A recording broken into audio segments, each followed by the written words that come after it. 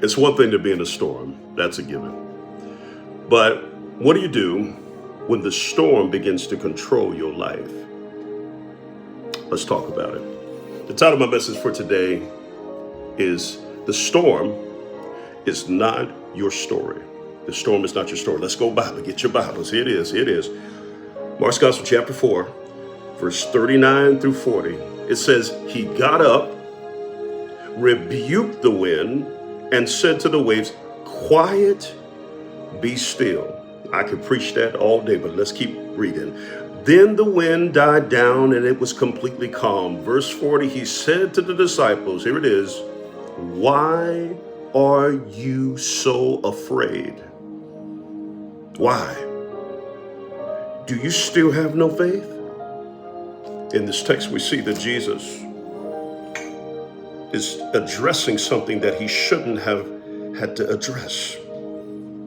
He already taught him about faith. He already taught him about the parables. He already taught him about the guidelines to the kingdom. And yet, they still was in their own mindset and still afraid. They were in the Sea of Galilee, a location known for its storms. Fishermen back in those days would get nervous when storms happened because some fishermen wouldn't make it through those storms. And you may ask, how did these storms even happen? It was because the mountain region would collide with the air in between the mountain with the basin air that would cause a storm to happen. Bottom line is, they were in a storm, but they didn't know what to do. Jesus was sleeping in the stern.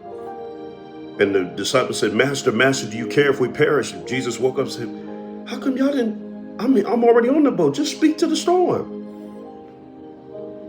And so Jesus has to speak to the storm, has to calm the storm because they lacked faith. What does this text teach us? This text actually teaches us, number one, that storms don't mean you miss God's will.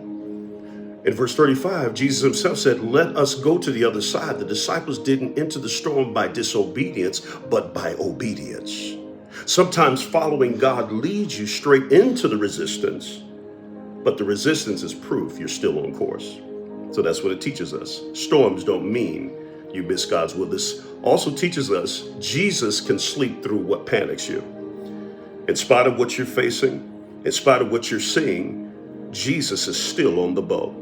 And that assures us that we can be who God has called us to be. That's the title of today's message. I hope it bless you. See y'all tomorrow. God bless.